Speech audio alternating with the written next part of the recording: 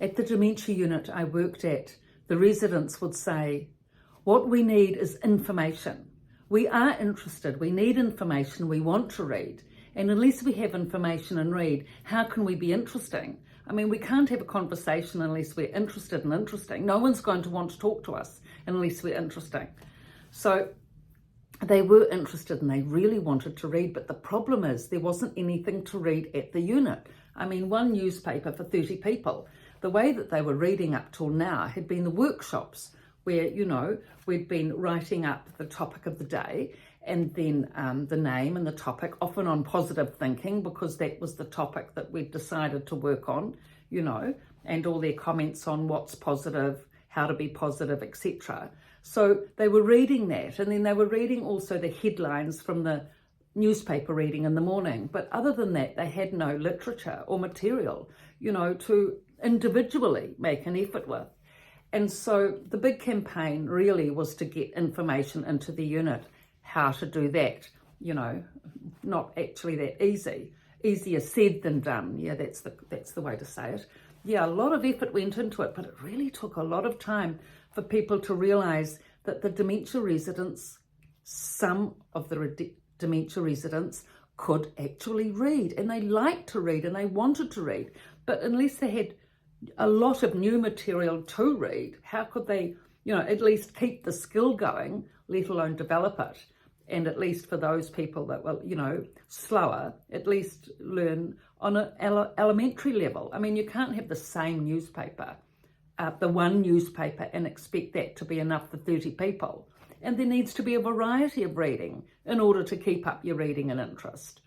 So anyway, this was a very slow thing that happened, but there was one or two very good relatives, you know, that were insightful and picked up on this, and they would bring in piles of women's weeklies, women's days and things like that.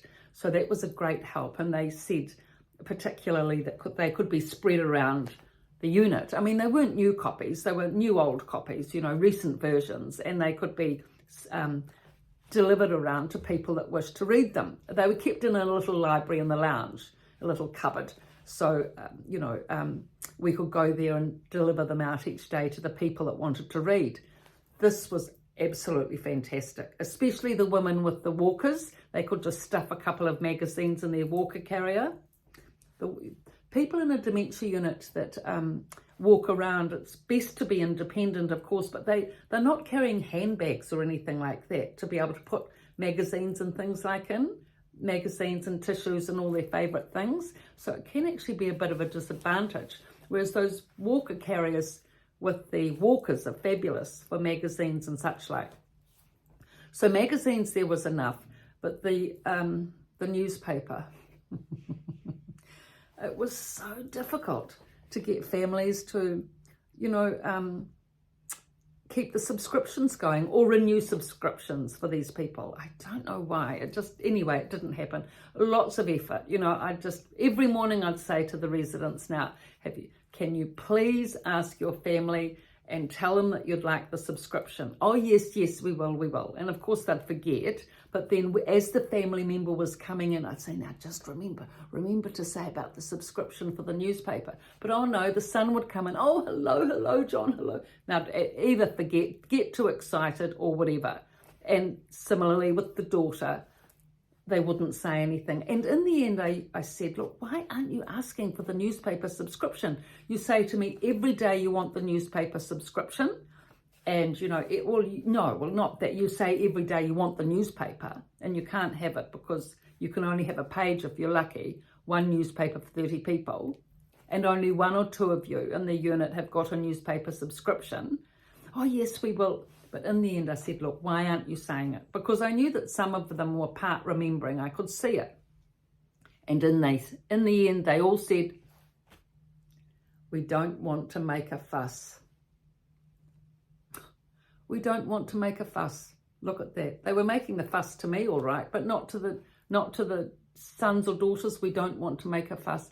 But I said, look, that's just not good at all. I mean, the thing is, it's so important. It would be of such high value for you if you had the newspaper, you want the newspaper, and all you need to do is ask for the newspaper. Your relative won't mind getting it for you. We as staff can't ask for it. You need to get it out of your will or estate or whatever. You've been having it all your life, reading it all your life. So just say that you'd like it. Oh, we don't want to make a fuss. That generation, honestly. So no newspaper. Nobody got the newspaper. That was the only thing we didn't manage to turn around at that unit, was getting their newspaper. Oh, it was so frustrating. So anyway, it is important for those of you out there listening to this. It really is important to keep the newspaper subscription going, no matter what anyone else says. Even if the person is just reading the headlines, sitting in the sun, in the alcove in the dementia unit, flicking through, looking at the pictures, it's valuable. Lending a little bit to their friend, reading it with their friend, it's so valuable. I mean, they can spend 2-3 hours reading the newspaper, and it's such a good use of time. So really, if all dementia units had magazines and newspapers and good quality copy books for the men, tractors, trains, cars, all the things they like, that alone would make a remarkable difference to the quality of life for these people, to be able to, keep their reading going, and not only that, but to keep their concentration and focus going, so that they can, separate themselves from all that, dementia stress being the whole goal of all this work. And if they can concentrate and focus and be present and have something to enjoy and look through, it will enable them to keep their concentration going. I mean, it's a big effort to separate yourself from all that dementia stress. It takes a lot of effort to get away from the dementia spin and the dementia stress and the dementia anxiety, and then all the memory problems, often anxiety and depression problems. It's a whole big mix of it. But if they have something that they can focus and concentrate on, then they can detach and distance from that negativity of the dementia, world, and then refocus, concentrate, and go through this new channel of thinking through their intellect. And the newspaper's a very good way of doing this, because it's a good solid 2-3 hours that they can look at that. And then of course the other magazines, etc., help as much, but information of all levels. Now, another thing that really helped with bringing in high quality information and variety was when the Netflix came in and the smart TV came into the unit. That was a game changer, because with, for example, David Attenborough, with the subtitles at the bottom, they could read it. I would often be at the side emceeing and help the slower ones along, but at least they could read most of the words in the subtitles with David Attenborough, because he's got that lovely, slow, mellow voice. So the subtitles were slow as well, so they could read them. And also because they were so captivated with this magnificent animal wildlife and the Amazon rainforest and everything on the screen, so bright and beautiful, they wanted to read about what was happening.